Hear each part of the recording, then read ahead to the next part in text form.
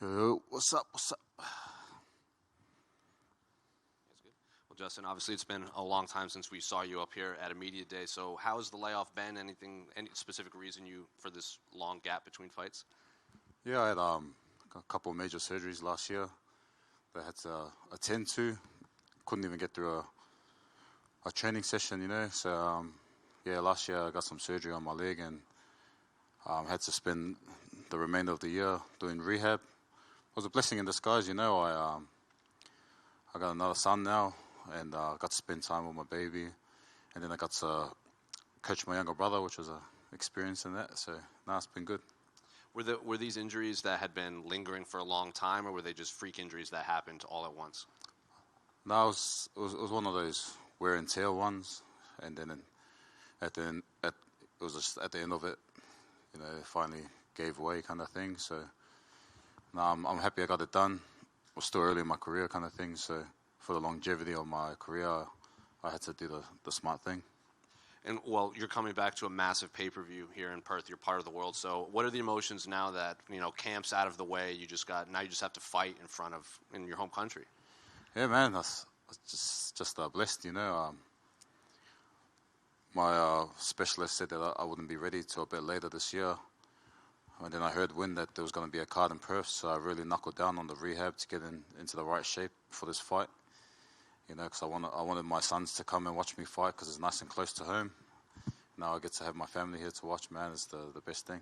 Did you feel there was unfinished business in Australia, given how last time you fought here? 100%. This was redemption, man. It's something I wanted to chase, coming back and getting this W in front of my family. The last time they had to watch me lose. This time they're going to watch me win.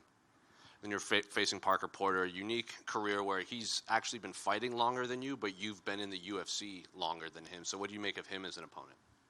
Yeah, I know he's a game opponent. Wants to come forward and bring the action. He's like a bull type fighter, and so am I. So I think this is why they put us on the main card. Especially myself being the exciting fighter I am. It's fireworks or nothing. And final question for me: what can fans expect from your brother? Because he's supposed to make his UFC debut at some point too. Yeah, man. If you get him on the mic, you'll see why they. He talks the talk, but he produces the KOs. He's a skillful fighter, and I can't wait.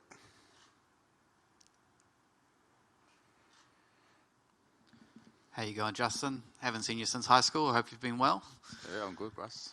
What made you move from Auckland to Australia to start training and stuff, or did you just kind of move with your family anyway and then started training in Australia? No, I finished school and then I got some opportunities to play rugby here, but I was raised in Brisbane anyways before that. Both my younger brothers are born in Logan. Shout out to Logan City. And, from then on, I've lived here. And with your younger brother coming in and all the experience you've had, how much do you feel any pressure with leading the way and how you've coached him, or is it all just do your best sort of thing? No, I think, man, he's my younger brother, so he's followed suit since we were born, kind of thing. I've been the one to go in, put my feet in the water, and then he gets to see. He learns off my experiences. But this is, that's what the big brother's for. They're there to test the waters, and then you get to learn off them, like I learn off my older brother. Cool, thanks, bro. Appreciate it, brother. And Justin, with Junior being hurt and not on the card, is it easier or harder to get your head in the fight? Honestly, I wouldn't know. It's been a while since we fought on the same card, but back when we were fighting locally, it was just something normal. It's been years and years of fighting together, whether it's at the park at primary school or at church when we're a bit older, man. Same thing. You're fighting at church? Yeah, sorry. And just finally, how's this fight going to go? Man, I think you're going to see my maturity in my striking. I'm going to mix it up a bit. But at the same time, man, if the crowd needs some screaming, bro, I'll bring that. Thank you. Appreciate it. Yeah. A few years ago, you said that you struggled most with the publicity around being a UFC fighter. I was just wondering, how have you found it coming back now? Is it better or still the same? No, a bit better now. it comes with age and everything and maturity.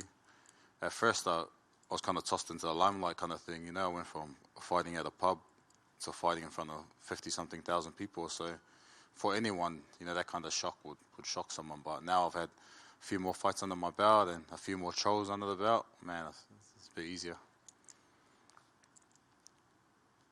Just one more quick one. How do you see the main event playing out between Volkanovski and Islam?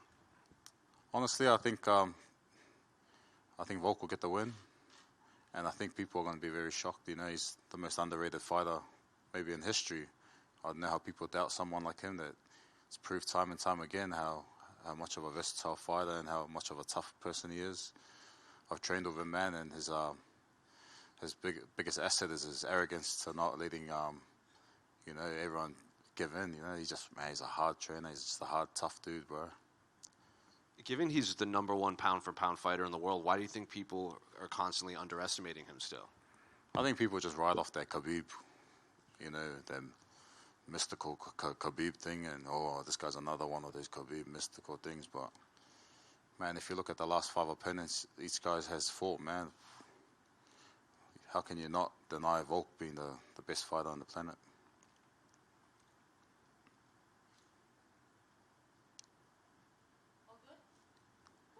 Easy. Appreciate it, guys.